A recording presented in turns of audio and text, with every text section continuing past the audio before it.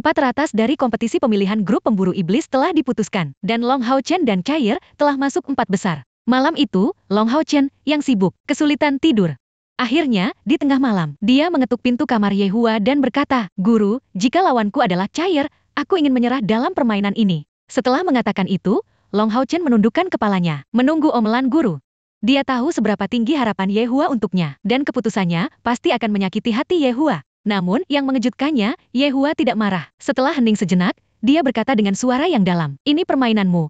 Kamu bisa memutuskan sendiri." Dia mengenal Long Hao Chen dengan sangat baik. Mustahil baginya untuk bertarung melawan Chair di arena tantangan. Karena itu masalahnya, mengapa repot-repot memaksa Long Hao Chen melakukan sesuatu yang bertentangan dengan keinginan? Mendengar jawaban Yehua, Long Hao Chen sedikit terpana dengan sedikit keterkejutan melintas di matanya. Setelah beberapa saat, wajah tampan Long Hao Chen bersinar dengan senyum terima kasih. Setelah berterima kasih kepada gurunya, dia kembali ke asramanya dan tidur tanpa khawatir. Saat Long Hao Chen pergi, Yehua mengeluarkan tanda cahaya. Dia punya alasan untuk menyetujui keputusan Long Hao Chen. Dia tidak memberitahu Long Hao Chen bahwa 3 uji coba teratas tidak akan berada di tim yang sama. Takut Long Hao Chen akan terlalu emosional dan membiarkan seorang wanita berdiri di masa depannya. Keesokan harinya, dengan kondisi cuaca yang mendukung, para peserta disegarkan dengan mandi di bawah sinar matahari yang hangat. Di sekitar tempat pengujian, sudah ada banyak orang berkumpul. Semuanya datang untuk menyaksikan keputusan akhir dan tidak sabar untuk melihat pertarungan 4 terkuat di persidangan ini. Di bawah tatapan intens dari banyak orang, Han Qian mengadakan upacara pengundian untuk menentukan hubungan antara 4 besar.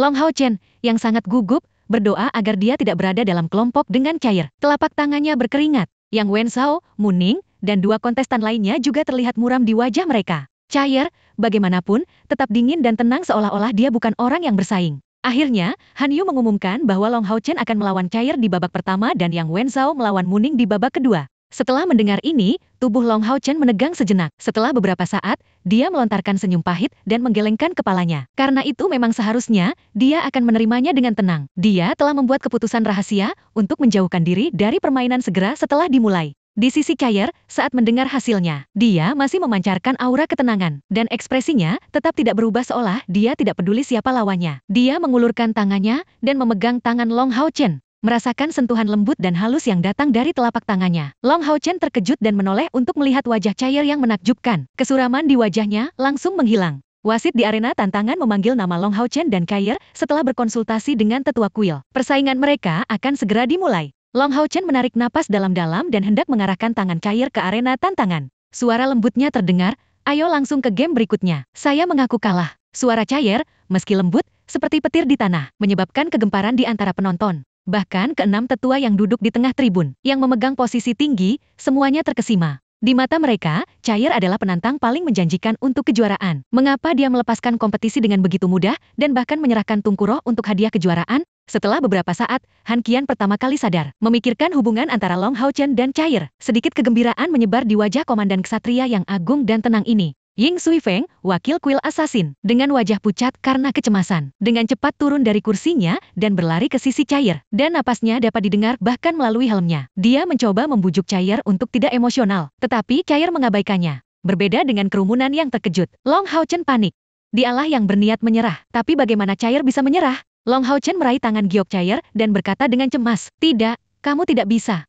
Chair, kamu lebih kuat dariku." Kecepatan bicaranya yang cepat mencerminkan kecemasan batinnya. Tetapi Chair hanya tersenyum dan berbisik, "Kemuliaanmu adalah milikku." Dan jantung Long Hao Chen berdetak kencang mendengar kata-katanya seolah-olah telah dipukul dengan palu. Gelombang panas mengalir di benaknya saat dia berjuang untuk membuka mulutnya. Tetapi kata-kata gagal untuk mengungkapkan dirinya. Menatap penuh kasih sayang pada gadis cantik di depannya, Long Hao Chen memutuskan untuk melindungi Chair di masa hidup ini. Dengan pertandingan antara Chair dan Long Hao Chen berakhir dalam bentuk yang sangat dramatis ini, wasit mengumumkan dimulainya pertandingan antara Yang Wen Zhao dan Mu Ning. Yang mengejutkan semua orang, Mu Ning juga menyerah di awal. Dalam pertandingan 8-4 kemarin, Mu Ning berhasil menang di menit-menit terakhir, yang menghabiskan sebagian besar kekuatannya dan melukainya sampai batas tertentu. Jika dia bersaing dengan Yang Wen Zhao hari ini, itu hanya akan memperburuk cederanya. Wasit di wajah arena tantangan mendung. 2 pertandingan berturut-turut berakhir dengan 1 menyerah, membuatnya merasa sedikit malu. Dengan alis berkerut, wasit menguatkan diri dan berseru, "Ayo maju ke final dengan nomor 3 melawan nomor 4. Chair vs Mu Ning." Namun, begitu dia menyelesaikan kata-katanya, suara dingin terdengar di antara penonton. "Saya mengaku kalah."